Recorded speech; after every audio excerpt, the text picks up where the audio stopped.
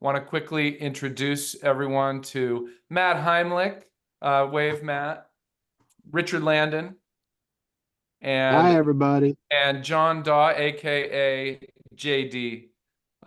Three longtime Stan Winston Studio mechanical wizards, and who are currently all doing wonderful things. Matt especially sitting out on his big spread, enjoying the turkeys Retirement. and the beer. The retired life. Best job I've ever had. We're gonna talk about Zog. This is Zog, something never shared.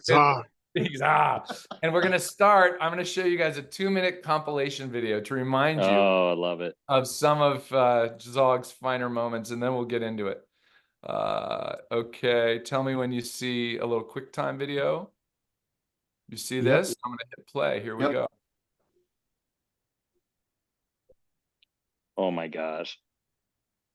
Who are all those young kids?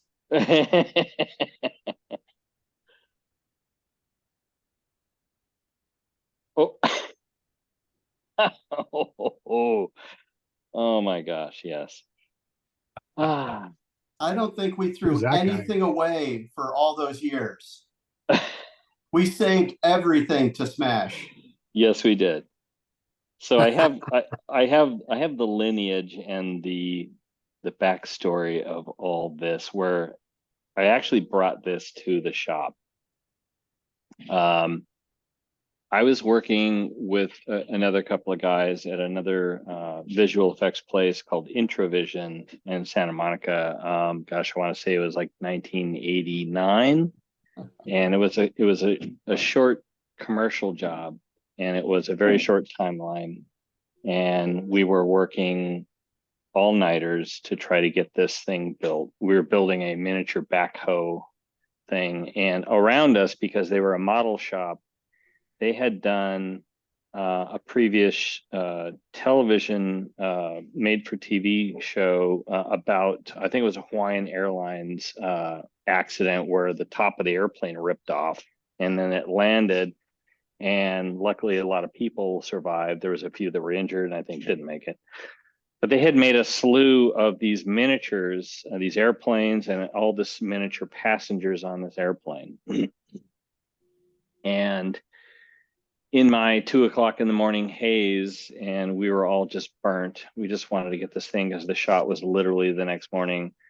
I was looking for some sort of relief of frustration, and I found this giant piece of round aluminum stock. It was probably 6 inches in diameter, weighed probably about a good 25 pounds. And I found some of these extra little people from that airplane, and I went, "Hey guys, these look like they might be able to be smashed. And wouldn't it be fun to do like an Indiana Jones thing where you roll it at the end of the table, like the big ball in the film, and then it smashes the people?"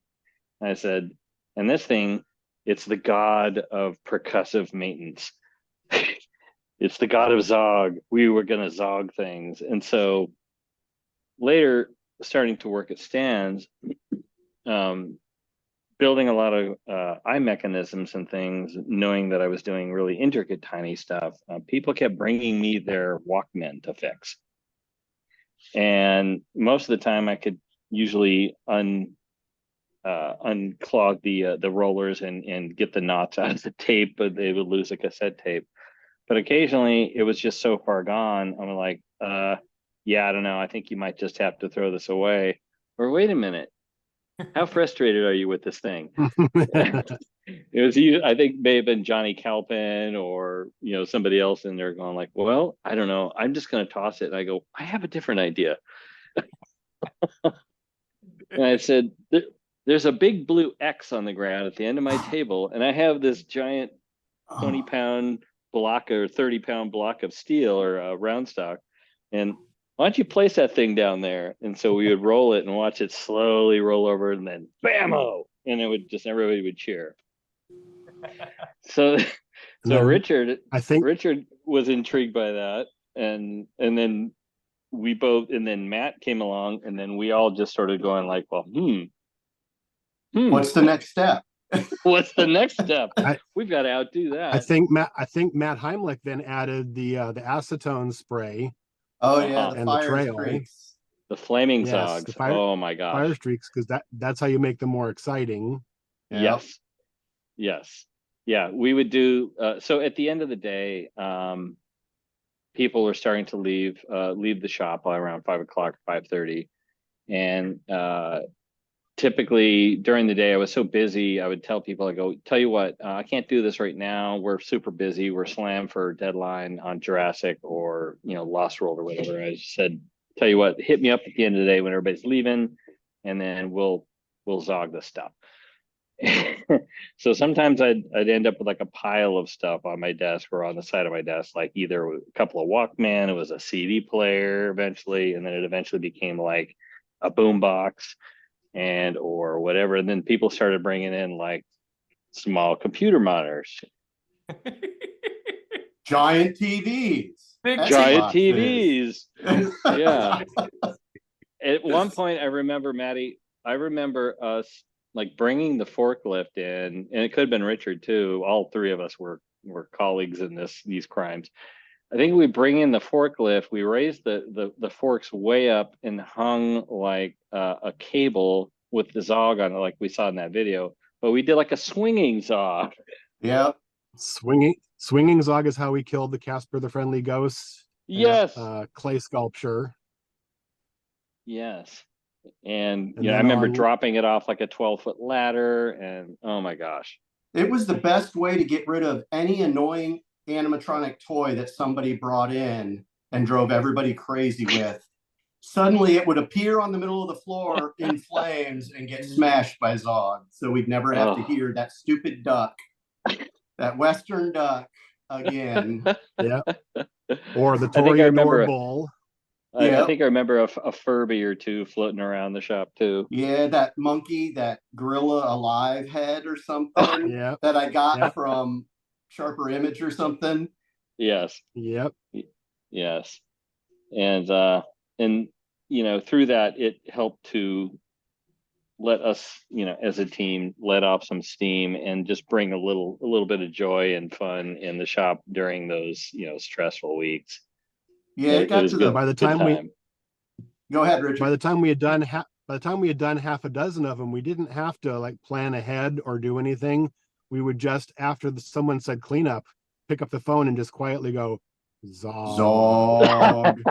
And everybody knew what that meant. Those shots that were on the video of everybody clustered outside the safety glass, the aquarium, we were safe about it. Everybody had to either be wearing safety glasses or be outside the glass wall. And everybody would cluster outside that glass wall, and we would drop something on a molten pile of electronics. Yes, we would. Guys, watching the footage, I'm going, man, was Dad ever nervous? About he was never there for it. Did your dad ever know about it? You made sure Stan wasn't in the office. Sorry, 5:10, 5:15, and it went on for years.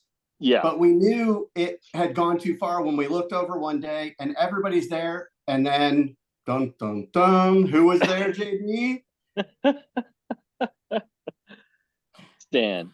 No, from The Office. Tara. Lori. Laura. Laura. Oh gosh. Lori. Yeah. She was there for it. It's like, what's going on? Yeah. It's like, oh god. Well, I seem to recall there may have been a time there. I don't know if it was certainly before AI. But I thought I remember Stan walking around going like, "What are we doing, girls?" As he would. And he saw it and then he walked off. He goes, "I don't know," and he walked away, shook his head. He's like, "I don't know." I don't want to know what this is. I don't know what this is. And he walked off. Plausible deniability. Yep. I saw nothing. We had a lot of hijinks back then, and this was a way better way of doing it than lighting off a garbage bag full of acetone or something in the parking lot, and setting off all the car alarms and oh my god, acetylene oxygen bombs. Yes. Yep. Oh yeah. Yeah, I mean that was one that was.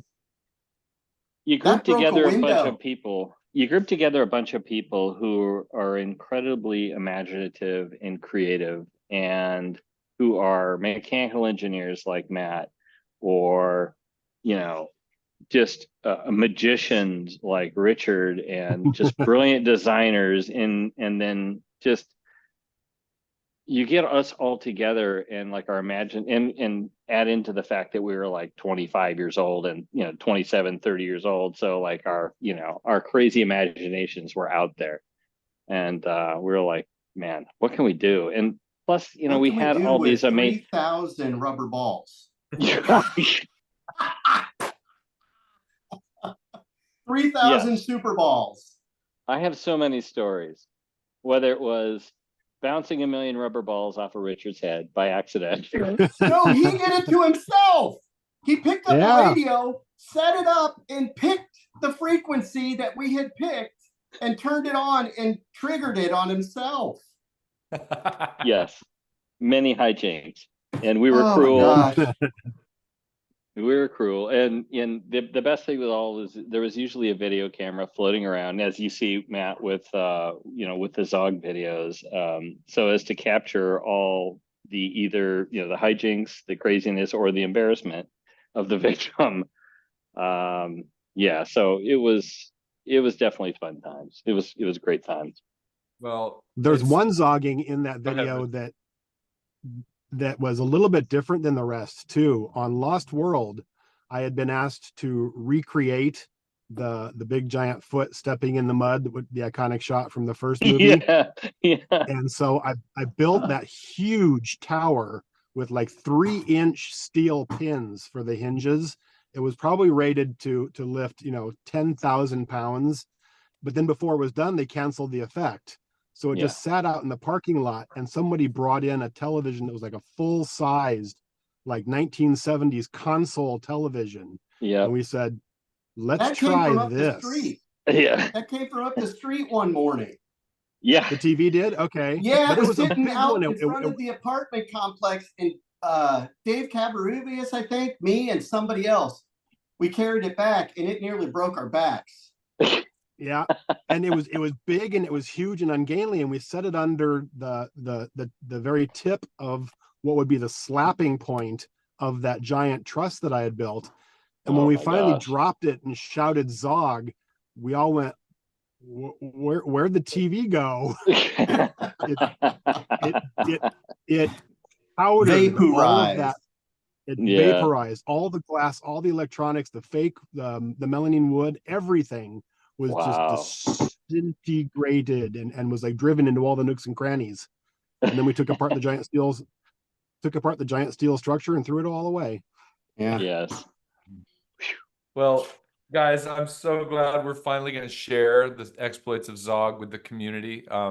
You guys not only were great creators, but clearly great destroyers. And so there's good balance there. Right? Balance. Absolutely. I have one last thing to add with the legacy of Zog. A couple of years later, I think it was after JP2, maybe during Congo or something.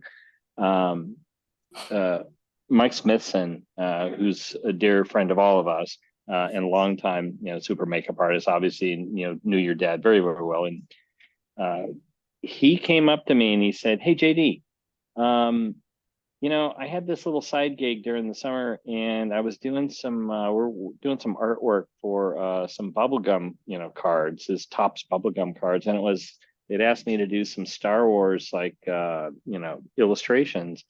I said, "Yeah, where's this going?" And he goes, "Well, I just wanted you to know that I immortalized Zog on one of these baseball cards." I'm like, "What? What are you talking about?" And so he'd done an illustration, and I have the card at home of like an interaction between some of the Cantina thugs, and then written in graffiti on the back wall, it says "Zog live." Very nice. And I went, "Mike, I'm so honored, man. Thank you, buddy. That's incredible. I will cherish this forever." Thanks so much for jogging the memory banks today. Really Appreciate you guys and miss you very much. Yeah, absolutely. Miss you guys Miss you too. all. Great to see you all. Have a great weekend. Thank All you. right, Thanks, you man. too. All right, guys. Thanks, Bye. buddies. Take care.